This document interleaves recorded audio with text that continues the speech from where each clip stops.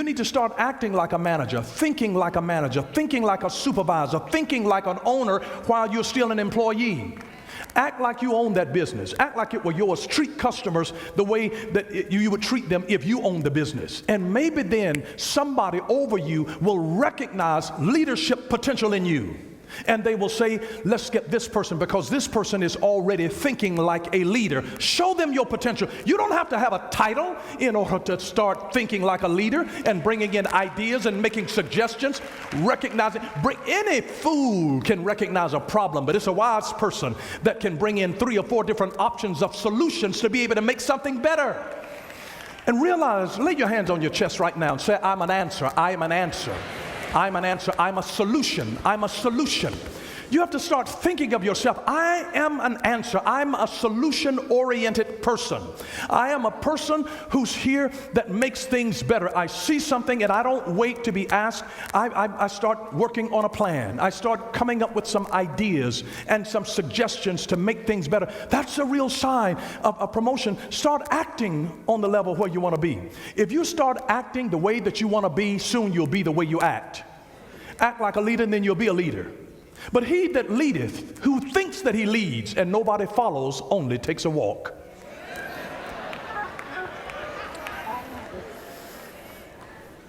The waiting season is a time to mature. It is a time to soften. It is a time to gain perspective. It is a time to reflect. It is a time to evaluate. It is a time to adjust. It is a time to learn. And it is also a time to grow. It's a time to grow. It's a growing time. The waiting time is a growing time. While you're waiting, while you're in school, it's a growing time. It's a learning time. It's an evaluating time. It's an adjusting time. It's a time to grow. This thing is not about what you do. It's about what you become in the process. It's about what you become in the process. There are too many people that want a particular thing, and then they start describing the ideal man that they want, the ideal woman that they want. What you have to ask yourself is this. All of the single people, raise your hand. All the single people. Oh, my goodness, I've got a word from God for you. Here's for the single people. Think about the kind of person that you want in your life. Think about them in elaborate detail. What texture of hair you want them to have. What color you want their eyes to be, their height to be. All of this kind of thing. Think in detail what kind of background you want them to come from. And then ask yourself this question. This ideal person that I want in my life, what kind of person would they be attracted to? And then work on becoming that. See, we put all of our emphasis on the other person, that this is what I want. But here's the deal. You don't draw what you want. You draw what you are. You attract what you are. You attract what you are. You never have to pursue that which you have the power to attract. You attract what you are. So you have to think about this dream person that you want in your life, and then think about what kind of person would this person be looking for? What kind of person are they looking for? Because they're looking for a certain kind of person too. They have standards. There's something that they're looking for. Work on becoming that. Once you become that, when they see you, they will recognize you. So the waiting period is a time to become. You're becoming in such a way that when they see me, you have to start asking yourself, God, help me to become the answer to a prayer that somebody is praying for me. I want to be that. Help me to become that answer, so that when they see me, they will recognize me and have no doubt in wondering whether I am that kind of person. They want a person with a certain kind of personality, with a certain kind of look, with a certain kind of health, with a certain kind of finances in order. Who wants to marry somebody that's so strung out in debt, you're looking for somebody to bail you out and your credit is all jacked up? No. You draw what you are. You draw what you are. Let me tell you this. I married my wife while she was still a student in school because she was on a full tuition scholarship. And not only was she still on a full tuition scholarship, she had extra money that was being given to her. So she had an overage of money. Homegirl was not in debt, and I was not in debt, and I was not looking for anybody in debt. You don't attract what you want, you attract what you are. You got to work on saying, God, help me to get out of debt so that I can, you see, There are too many folks that are strung out in debt that's waiting for somebody, Prince Charming, to show up and rescue them. No, you got to say, Lord, help me to get out of here so Prince Charming will recognize me. I want them to be able to recognize me. I want homegirl to be able to recognize that I am her good thing. You know, you have to be able to have that different perspective. It's a time to become, a time to become. And here's the deal, is that sometimes the thing that we are praying for is bigger than our character can handle. It is bigger than our character can handle. Because your personality, your charisma, your talents, and your abilities can sometimes take you places that are bigger than you have the character to sustain. So it's not about just getting there, it's about staying there, and it takes character. Your abilities can get you there, but only your character can keep you there. So sometimes we're praying for stuff and God will put us in adverse circumstances to develop our character. To develop our character. Because let me tell you this, people will show you who they are by their humility when they have everything and by their patience when they have nothing. If you can watch people that have patience while they have nothing, it speaks tremendously of their character. Tremendously of their character. It's all about their perspective. You know, what kind of character does this person have? What kind of character does this person have? And I just pray that it just helps you to understand the magnitude of our God. But I say this to you. Don't let a divine delay be turned into a devilish disappointment.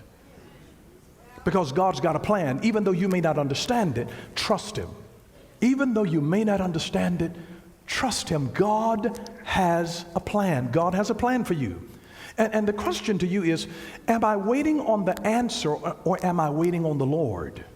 Am I waiting on the answer or am I waiting on the Lord? See, our waiting should be God-oriented, not goal-oriented or gold-oriented.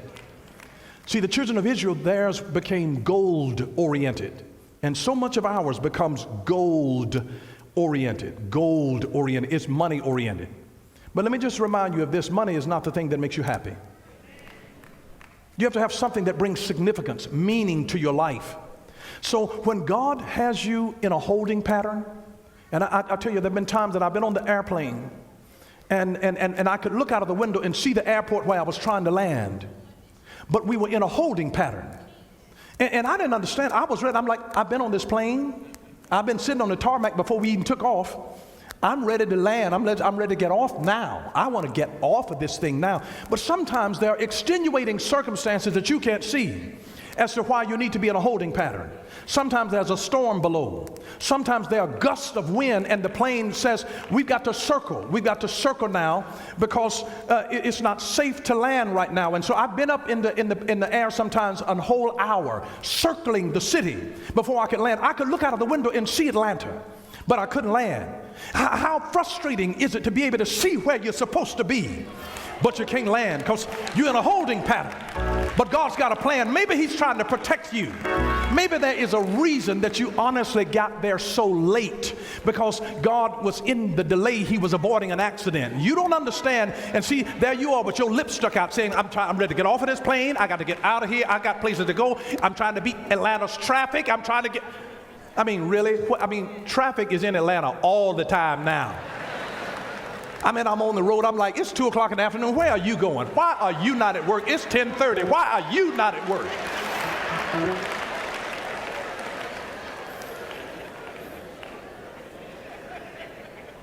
Tell someone near you, delay is not denial. Delay is not denial. Now, I don't mean that just as a cliche, but delay is not denial. Delay is not denial. It is not denial.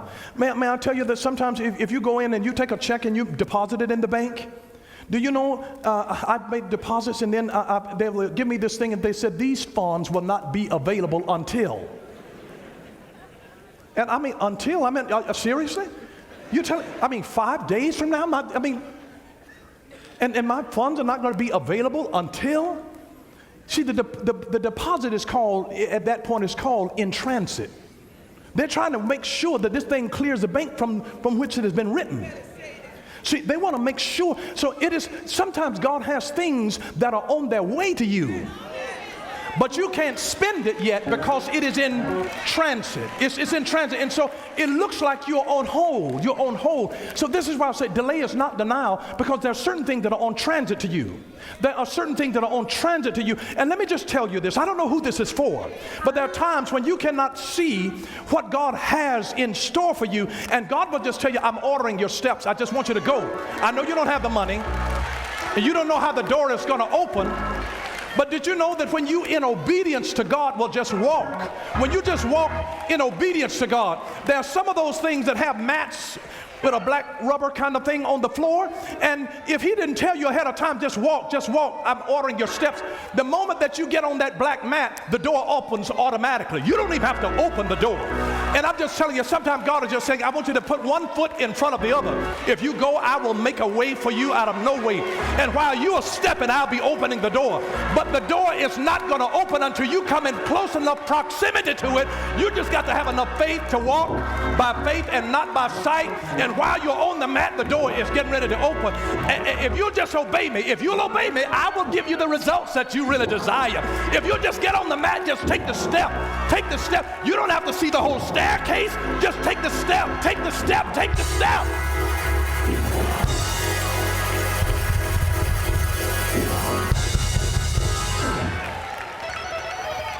Because delay is not denial. Delay is not denial.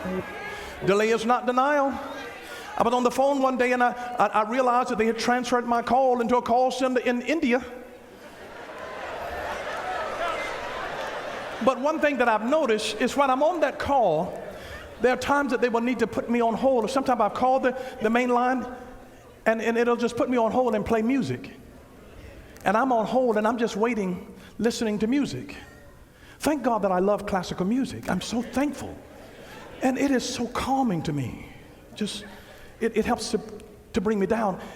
And so I've learned to put it on speakerphone so I can do something else. It keeps me from getting frustrated during the waiting process. Because listen, you show what you're waiting on by showing what you're working on. So when I'm working on stuff, it keeps my focus on the right thing. But if you're just on the phone, just waiting for somebody to answer, you get exasperated and frustrated because you're waiting and not working. You show what you're waiting on by showing what you're working on. So I'll be continuing my working on something else while my phone is on speakerphone and I forget that I am waiting. It's a matter of being able to shift your focus to what you're working on. You've got to always be working on something so that you're not thinking about what you're waiting on. And the reason that I refuse to hang up is because I realize delay is not denial. And if I get frustrated and hang up, I'm going to lose my place in line. I'm going to lose my place in line. And I don't want to start over and then come in and my call is the last call. I've already been on hold for 20 minutes. I'm going to stay in line. I'm just going to listen to the music. And let me just tell you, don't wait for the storm to pass. Learn to dance in the rain. There's some things that just go ahead and just get up and do a ballet dance to the music and just enjoy the music while the music is going so that you don't lose your place in line. God has not forgotten about you. He's got a timing to everything. There is a season and a reason for every purpose under heaven. God has not forgotten about you. Since when has God ever forgotten about one of his children? He's never forgotten about us. God has never forgotten about us, and God never will forget about us. But just remember this, that life is a marathon with hurdles, not a sprint. You cannot be in a hurry. Life is a marathon. And when you're on a marathon, you have to learn how to pace yourself to have longevity. Pace yourself for longevity. Listen, when you want to go fast, go alone. But when you want to go far, go with somebody that you trust and love. Go with somebody that you trust and love. When you want to go the distance, you got to go with somebody that you trust and love. Go with somebody that you trust and love. On hold, hold on. Because you don't want to lose your place in line. You don't want to lose your place in line. But society has conditioned us in our thinking to make us think that we really live in an instant society where you can always get what you want when you want it. So we got instant coffee, we've got instant tea, we've got instant wrinkle removing cream, we've got instant hair color. My hair was all black before I left home this morning, and this is platinum. We've got instant messages, instant email. I mean, you can be texting somebody across the globe, literally, and just instantly, almost in real time. You don't have to wait. Years ago, you used to have to wait weeks to get posts from the Far East back over to America. And now it is instant. We don't have to wait on the Lord to send the mate anymore. We can go to eharmony.com and fill in our profile. Because we like eating out, and we like traveling, and we like music, and we like this, and we like that, and then we let it take its logarithms and then mesh us all together and then come out with this wonderful voila of where we pull our gold earrings out, and now we've made the golden calf, and now instead of waiting on the Lord where God says, I know the plans that I have for you, declares the Lord. Plans to prosper you and not to harm you, plans to give you hope and a future. So we have been seduced into believing that we can have the kind of life that we really want on demand. We can see what we want to see on demand, hear what we want to hear on demand, experience what we want to experience on demand. But there are some things, I don't know about you, that just still, you cannot, I'm telling you, the instant stuff, the microwave stuff does not taste the same as a slow crock pot kind of stuff. I'm just telling you, there is a tenderness that a pot roast has when it has been sitting in a crock pot and you've been cooking it with onions and potatoes for 20-something hours. You cannot tell me that if you can put a baked potato in a microwave for 6 minutes, that it is the same as when I have baked it at 375 degrees for an hour and 20 minutes, and then when I put my butter and my sour cream and my chives and my bacon bits on it, that it's going to have the same integrity. There's just something about doing stuff the old-fashioned way, that when grandmama used to fry chicken in a big old black skillet, you don't tell me that that is the same as being able to get some little flash stuff that's been in some hot grease for 3 minutes. No. There's something different in the stuff that has marinated and been seasoned and has been aged. You can't fake aged like you can't create something. That is no such thing as an oxymoron of being new antique.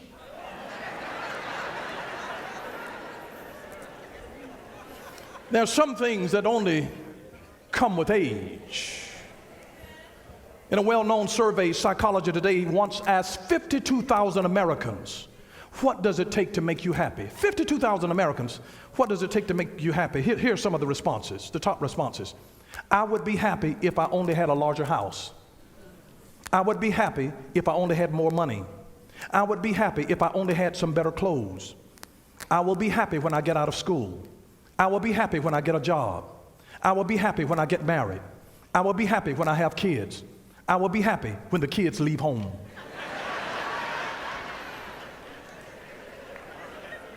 Now, I want you to notice that the most popular answers all seem to deal with external issues. You see, here's the problem. My happiness depends upon having right circumstances.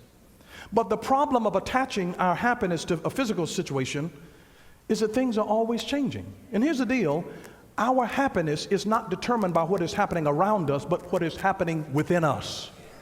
Real happiness is not determined by what is happening around you. It is determined by what is happening within you. Listen, I was down in Lima, Peru, speaking to an audience of 70,000 people. And their minimum wage there in that country is $3,000 per year. $3,000 per year is the minimum wage in that country. And yet they don't have the luxuries that we have, and yet I saw some of the most well-adjusted, happy, fulfilled, and contented human beings that I've seen anywhere. And we may have nicer homes and nicer cars and nicer roads, but they didn't have the stress that we have. And they're not on pills for being neurotic and having anxiety attacks and having to take a pill to be able to rest and go to sleep at night, and another pill to help them get up and function through the day. They have a contentment in them because your real happiness is not determined by your external circumstances, but by your internal peace based on the perspective that you have. And they are grateful and they are thankful to God. They are thankful to God for what they have.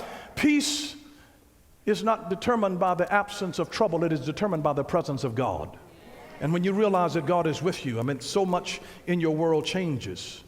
But impatience can be the work of immaturity and broken focus. Broken focus. It's amazing. Absolutely amazing. And I'm so grateful to the Lord that faith comes, I would say it this way, fame comes in a moment, but greatness only comes with time. Fame comes in a moment, but greatness only comes with time. Only with time. You can't be great overnight. And you see, we often get weak because we have not spent sufficient time with the one who makes us strong. And most things that we call overnight success actually took about 15 years. 15 years of prayer, 15 years of planning, 15 years of preparation, 15 years of perspiration, 15 years of perseverance. I mean, the things that we call an overnight success, I don't care whether it's in athletics, whether it's in business, whether it's in raising your children, what it looked like was an overnight success actually was preceded by about 15 years of preparation. And I'm glad to even know that. You know, when the Bible says in James chapter 1, let patience have her perfect work, let patience have her perfect work. Patience has a work. It has a perfect work.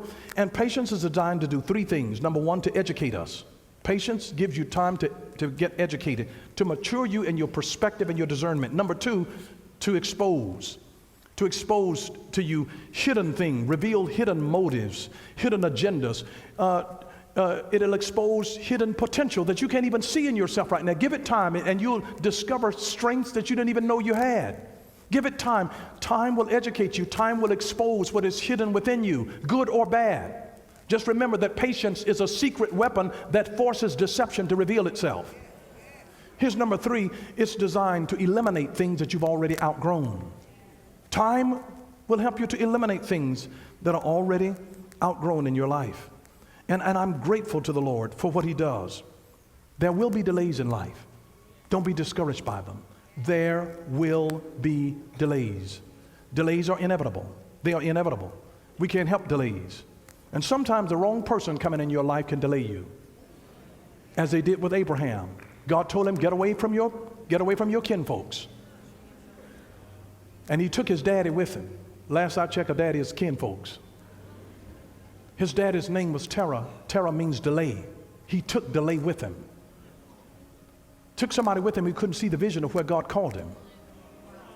And it delayed him. And then sometimes the wrong focus in your life can cause you a delay. Just the wrong focus. There was an anonymous person that said this, that first I was dying to finish high school and start college. And then I was dying to finish college and start working. And then I was dying to marry and to have children. And then I was dying for my children to grow old enough for school so that I could return to work. And then I was dying to retire. And now I'm dying. And suddenly I realized I forgot to live. And we can be in such a rush, dying for certain experiences, instead of learning how to live in the moment. We're so much taking selfies and snapping pictures and chatting that we're missing the moment of the critical, loving relationships that God has given to us. And He's looking for people who learn how to enjoy the moments. May I remind you of this: life is a collection of moments. It is not about doing routine things every day the same way. It's about living an adventure where you create memories together, because at the end of your journey, all that you do is to look back and you will remember the things that were not routine in your life. And say, well, I remember the time that we went here and so didn't have their bathing suit and they fell into the water with their clothes on, and you created a memory. And everybody laughed and they had a great time because a memory was created. And now we live and we are so much trying to capture things in social media that we miss the moment. And our children end up growing up and our relationships end up dissipating. And we miss the moment. We were so busy trying to get to the next encounter that we didn't know how to fully immerse ourselves in the moment of where we were and enjoy the stage where we were, because we had destination disease. That if I could only get there, I'll be so glad when I don't have to work every day. And now when you get to that point, now you don't enjoy the same level of health that you had when you were going to work every day.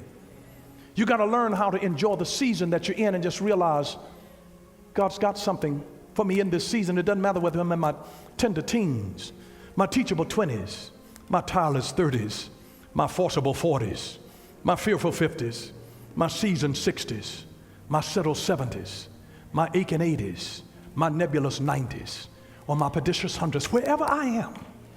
I've just made a determination in my own mind that I'm going to enjoy the journey. I'm going to enjoy the journey. You need to be enjoying your journey. Don't wait until you get to a certain stage. Enjoy your singlehood. Enjoy your marriage. Enjoy your work life. Enjoy the career that you have. Enjoy the season of working on this project. Enjoy the people that are in your life already.